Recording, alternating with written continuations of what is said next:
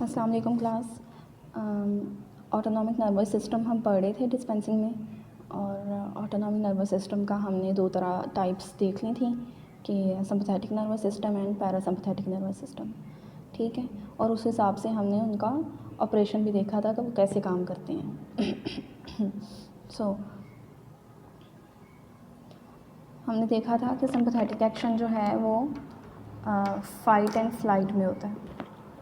ठीक है, सिंपैथेटिक जो है वो फाइट और फ्लाइट में होता है। तो और जो पैरासिम्पैथेटिक है वो रेस्ट में होता है। ठीक है, रेस्ट एंड डाइजेस्ट। सो अभी हम सिंपैथेटिक एक्शन देखते हैं कि सिंपैथेटिक एक्शन होगा तो क्या क्या होगा। मतलब एड्रीनालीन से याद रखना है। ठीक है, एड्रीनालीन रिलीज़ होगी। सिंपैथेटिक एक्शन के अंदर एड्रीनालीन जो है वो ज़्यादा हो जाती है। पैरासिम्पैथेटिक एक्शन के अंदर एसिटाइल कोलिन ज़्यादा होता है। ठीक है, एसिटाइल कोलिन ज़्यादा हो जाता है। ठीक है, और सिंपैथेटिक एक्शन के अंदर एड्रीनालीन ज़्यादा होती है। तो एड्रीनालीन जब ज़्यादा होती है, एड्रीनर्जिक रिएक्शन जब होता है तो क्या होता है, हार्ट फाइट का लड़ाई की बात है या फ्लाइट की बात है तो हार्ट रेट जो है वो ज़्यादा हो जाएगा। ठीक है, इसका मतलब है कि हाइपरटेंशन हो सकती है। स्टमक का जो सिस्टम है वो डाउन हो जाएगा। ठीक है, कम हो जाएगा। मतलब अगर किसी को डायरिया है तो हम सिंपैथेटिक एक्शन पे अमल करने वाली दवाइयाँ दे दें तो स्टमक का डायरिया जो है वो रुक जाएगा, क्योंकि हाजमा जो है वो सुस्त हो जाएगा। इसी तरह से अगर किसी को हाइपोटेंशन है, मतलब ब्लड प्रेशर कम है या हार्ट सही से धड़कन कम हो रही है, ब्रेडिकार्डिया जिसे कहते हैं, तो हम सिंपैथेटिक एक्शन पे काम करने वाली दवाइयाँ देंगे तो हार्ट रेट ज़्यादा हो जाएगा। आइज़ अब ये ओपन एंगल ग्लाउकोमा मतलब होता है मोतिया वगैरह। ठीक है, उसके अंदर इसके अगेंस्ट हम दवाई देंगे। इसके अंदर क्या होता है कि एग्जैक्टली जब फाइट होती है या फ्लाइट होती है तो हमारा जो प्यूपल है, जो आँख का जो प्यूपल है वो डायलेट हो जाता है। ठीक है, तो उसके अंदर रोशनी फिर ज़्यादा हो जाती है। और मोतिया के अंदर क्या होता है कि इंसान में ब्लाइंडनेस हो सकती है। ठीक है, तो हम फिर इस पे एक्शन करने वाली दवाइयाँ देंगे जिससे आपका जो प्यूपल है वो डायलेट हो और रोशनी ज़्यादा एंटर हो और ब्लाइंडनेस होने के चांसेस कम से कम हो। ठीक है, सिक्रीशंस, पसीना जो है वो पसीना आता है बहुत ज़्यादा, तो इसका मतलब है कि ब्लड प्रेशर ज़्यादा हो तो हम काम करवाने के लिए जो है वो इसमें मतलब पसीने को हम इस्तेमाल कर सकते हैं किसी ना किसी तरीके से। पसीना हमें चाहिए होता है जब बुखार उतारना हो, स्किन को ठंडा करना हो। फिर हमें चाहिए होता है जब हमारे ब्लड प्रेशर बहुत ज़्यादा हुआ हो, तब चाहिए होता है। ठीक है, क्योंकि पसीने में क्या होता है, नमकियात निकलते हैं और नमकियात की वजह से जो है वो ब्लड प्रेशर होता है। और यूरिनरी सिस्टम के जो आपका क्या नाम है, मसाना है वो ढीला हो जाता है, डायलेट हो जाता है। तो इसका मतलब है कि ये हम इसके अगेंस्ट जो मेडिसिन्स होती हैं तो वो बना सकते हैं, जिससे क्या हो सकता है कि यूरिनेशन का जो सिस्टम है वो कंट्रोल हो सकता है। ठीक है, अब इसके ऑपोजिट जितने भी फंक्शन होंगे, लाइक हार्ट रेट कम होगा, स्टमक का निज़ाम जो है वो तेज़ होगा, आइज़ का जो प्यूपल है वो कंट्रैक्ट होगा, डायलेट नहीं होगा, वो सारा पैरासिम्पैथेटिक में हो जाएगा। ठीक है, ये इन 4-5 फंक्शंस हैं जो कि 4-5 ऑर्गन्स हैं जिन पे मेनली जो ये एक्शंस जो हैं ये होते हैं। ठीक है, आगे ये मैंने 4 टाइप्स लिखी हैं। जो ANS के ऊपर काम करने वाली दवाइयाँ हैं वो 4 टाइप्स की हैं। एक्चुअली मेन टाइप्स जो हैं वो 4 हैं, cholinergic agonist and cholinergic antagonist. Agonist होता है जो किसी भी एक्शन को बढ़ा देता है, ठीक है, एक्टिवेट कर देता है।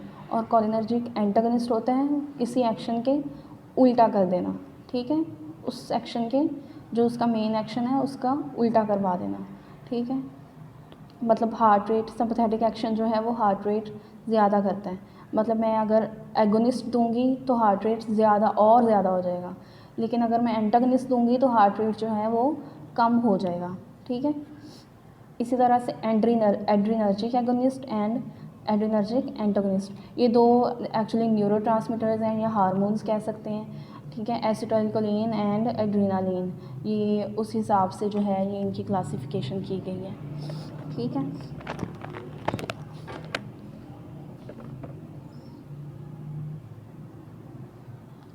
अच्छा, सबसे पहले है हमारे पास एड्रीनालिन।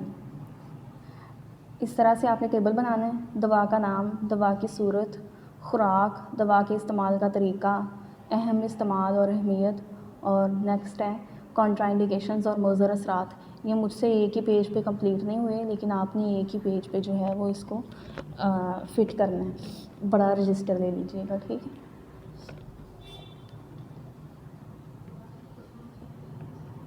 और मैंने ज़रा बड़ा किया हुआ है, लंबा मतलब खुला खुला करके लिखा हुआ है, आपने थोड़ा जो है ना वो ठीक से लिखना है, ठीक है।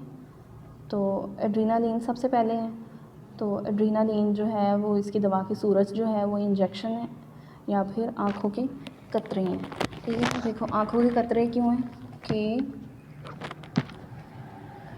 मुझे प्यूपल जो है वो डायलेट करवाना है, ठीक है। ग्लाकोमा में इस्तेमाल होती है, तो मुझे प्यूपल जो है वो डायलेट करवाना है। सो नेक्स्ट जो है ये इसकी खुराक है कि 3 mg तक दे सकते हैं। अब देखें, ये मैंने मैक्सिमम लिखी है, इंजेक्शन में कम जाएगी और आँखों के कतरों में ज़्यादा जाएगी, और दूसरा बच्चों के लिए कम होगी और बड़ों के लिए ज़्यादा होगी, ठीक है, उस हिसाब से। लेकिन ये मैक्सिमम मैंने लिख दी है, मिनिमम नहीं मैंने लिखी, क्योंकि ये ज़्यादा हो जाएगा आपको याद करने के लिए। दवा के इस्तेमाल का तरीका, वरीदी मतलब IV, इंट्रामस्कुलर और आई ड्रॉप्स की सूरत में। अहम इस्तेमाल और अहमियत, एड्रीनालिन जो है वो हम एलर्जी में देते हैं, हाइपर सेंसिटिविटी हो जाए तो, ठीक है, हाइपर सेंसिटिविटी हो तब दे देते हैं। फिर दिल का दौरा जब हो तब हम देते हैं, ठीक है। मतलब ये कि दिल एक्शन का काम करना जो है वो बंद कर रहा है तो हम एड्रीनालिन देंगे, मतलब फ़ाइट और फ्लाइट वाला ऑपरेशन करेंगे तो दिल जो है वो धड़कना शुरू कर देगा। ग्लाकोमा मोतिया में देंगे, जैसे मैंने पहले बताया कि एड्रीनालिन जो है वो प्यूपल को डायलेट करवाएगा, क्योंकि ये सिंपैथेटिक सिस्टम पे काम करता है, ठीक है। बेहोशी के लिए नहीं है, ये एक्चुअली क्या करता है कि दिल की धड़कन तेज़ हो जाती है ना, और ब्लड प्रेशर जो है वो भी तेज़ हो जाता है, ठीक है। और नालियाँ, खून की नालियाँ जो हैं वो सिकुड़ जाती हैं, ठीक है। खून की नालियाँ जब सिकुड़ जाती हैं, इसके एक्शन से जो है वो खून की नालियाँ जो हैं वो सिकुड़ जाती हैं।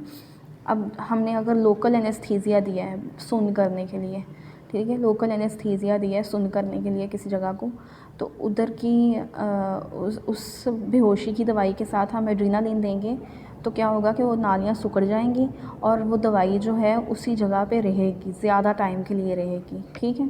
तो बेहोशी के लिए ये इस तरह से इस्तेमाल होती है। ये डायबिटीज़ के मरीज़ों में नहीं देते, ठीक है। हाइपरटेंशन के मरीज़ों में नहीं देते, हाइपरटेंशन के मरीज़ों में इस तरह से नहीं देते। आप लोगों को मैंने पहले बताया कि ये नालियों को सुकेड़ती है, तो अगर पहले किसी को ब्लड प्रेशर है और नालियों को सुकेड़ दें तो उसका ब्लड प्रेशर तो शूट कर जाएगा, ठीक है। दिल की बीमारियों में कुछ भी नहीं देते जिसमें टैकीकार्डिया का मसला हो, ठीक है, मतलब टैकीकार्डिया होता है दिल की धड़कन का मसला हो, और भी कई मसाइल हो, इस्केमिक हार्ट डिजीज़ वगैरह, ठीक है। मुज़र असरात, इसके मुज़र असरात क्या क्या हो सकते हैं, इसमें बेचैनी, खौफ, सर दर्द, दिल की धड़कन में इंतशार, एडीमा समझते हैं, पानी, मैंने पहले आपको बताया था आइसोटोनिक एंड हाइपरटोनिक का बताया था, तो पानी पड़ जाना, किसी भी ऑर्गन के अंदर जो है वो पानी चला जाना, उसे कहते हैं एडीमा, ठीक है। ये याद करने वाली चीज़ें हैं, मैं थोड़ा थोड़ा पढ़ाऊँगी ताकि आप ना याद कर सको इसे। फिर है डोपामीन। ये मैं आपको बता दूं कि एक्चुअली एड्रीनालिन और डोपामीन ये दो न्यूरोट्रांसमीटर्स हैं जो बॉडी के अंदर ऑटोमेटिकली खुद ही प्रोड्यूस भी होते हैं। इनको बाहर से भी दिया जा सकता है, लेकिन ये बॉडी के अंदर खुद भी प्रोड्यूस होते हैं नॉर्मली, ठीक है। ये इंजेक्शन की सूरत में होता है और ये 2 to 50 माइक्रोग्राम पर केजी पर मिनट, ठीक है, चलता है। 2 to 50 माइक्रोग्राम देते हैं पर केजी, ठीक है। अगर किसी का 70 केजी वेट है तो 2 माइक्रोग्राम इंटू 70 जितना भी आएगा उसको mg's में कन्वर्ट कर लेंगे, ठीक है। ये इस्तेमाल का तरीका है कि आईवी इन्फ्यूजन की सूरत में देते हैं, इसे डायरेक्ट इंजेक्शन ही लगाते हैं, इन्फ्यूजन की सूरत में ये जाता है, ठीक है। ये भी दिल का दौरा पड़ने में, हाइपोटेंशन मतलब अगर किसी की का ब्लड प्रेशर कम है तो उसमें देते हैं। सेप्टिक शॉक हो गया, सेप्टिक शॉक होता है कि अंदर इंटरनल ब्लीडिंग हो गई है, ठीक है, और गुर्दों की बीमारी में इसे देते हैं, ठीक है। फिर है कि कॉन्ट्राइंडिकेशंस, दिल की धड़कन की बीमारी हो तो इसे अवॉइड करते हैं। थायराइड के मसाइल हों तो डोपामिन को नहीं देते, ठीक है। कै आना, दिल घबराना, हाइपरटेंशन, दिल की धड़कन में डिस्टर्बेंस जो है वो इसके मौज़र असरात हैं, ठीक है।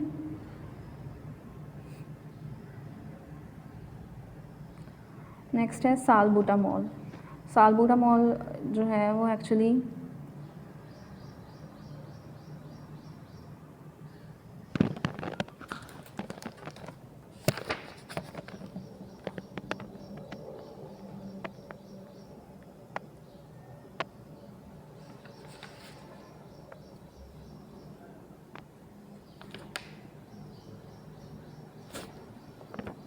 मैंने आपको कुछ बताना था सालबुटामॉल के बारे में, लेट मी चेक।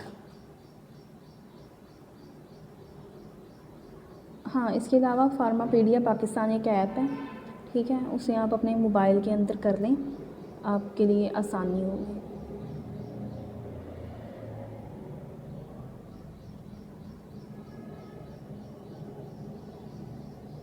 अच्छा, सालबुटामॉल जो है वो जेनेरिक नेम ब्रांड नेम है। इसके अंदर एक्चुअली एल्बिट्रॉल है, ठीक है। इसके अंदर क्या है, इसके अंदर क्या है, एल्बिट्रॉल, ठीक है, एल्ब्यूट्रॉल,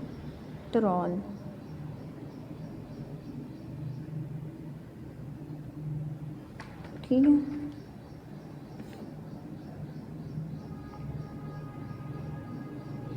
सालबुटामॉल ब्रांड नेम है और इसके अंदर एल्बिट्रॉल है।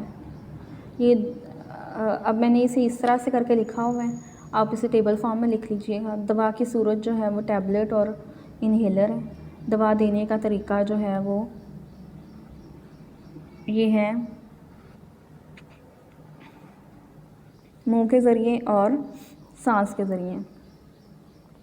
खुराक वो जो है वो 5 mg तक है और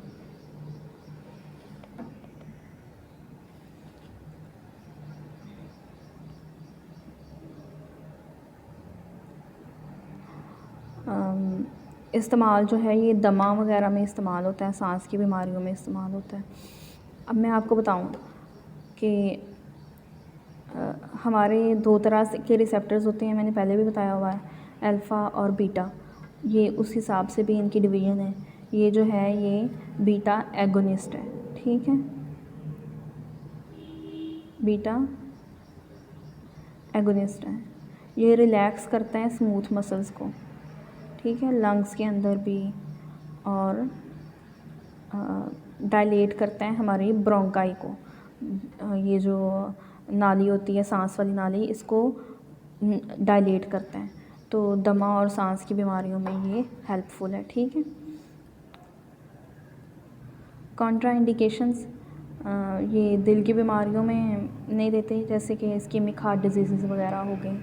फ़िशार खून मतलब ब्लड प्रेशर ज़्यादा हो तो नहीं देते इसको, और डायबिटीज़ हो तब भी नहीं देते, और प्रेगनेंसी के दौरान भी इसे इस्तेमाल नहीं करवाया जाता, ठीक है। देखिए, अगर ये मैंने रिस्पायरेटरी सिस्टम का ज़िक्र नहीं किया पीछे, अगर ये रिस्पायरेटरी सिस्टम को डायलेट कर रहा है तो ये हार्ट को जो है वो कॉन्ट्रैक्ट कर रहा होगा, तो इसीलिए इसे फ़िशार खून ज़्यादा फ़िशार खून एक्चुअली फ़िशार खून तो है ब्लड प्रेशर, तो ज़्यादा फ़िशार खून ज़्यादा ब्लड प्रेशर, हाइपरटेंशन जिसे कहते हैं, हाइपरटेंशन में नहीं देते, ठीक है। मुज़र असरात जो कॉन्ट्राइंडिकेशंस है तकरीबन वही मुज़र असरात इसके हो सकते हैं कि दिल की धड़कन तेज़ हो सकती है और पोटेशियम की कमी हो सकती है, इसमें पोटेशियम की कमी होती है, हाइपोकैलीमिया, ठीक है, हाइपोकैलीमिया, सर दर्द हो सकता है, घबराहट हो सकती है और बेचैनी हो सकती है, ठीक है। इसे आप अच्छी तरह से याद कर लें क्योंकि ये चीज़ें जो हैं वो याद करने वाली हैं। और इसके अलावा आपने एक काम करना है, बिलाल आपकी जो घर पे किताब पड़ी हुई है ना पुरानी वाली, उसके अंदर जो पेपर्स दिए हुए हैं पास्ट पेपर्स, वो उनकी पिक्चर्स जो हैं वो आपने ग्रुप में सेंड करनी है, मुझे चाहिए, ठीक है। ओके, नेक्स्ट लेक्चर में हम बाकी जो इसकी जो रह गई हैं ड्रग्स वो पढ़ेंगे, ठीक है। ओके, अल्लाह हाफिज़।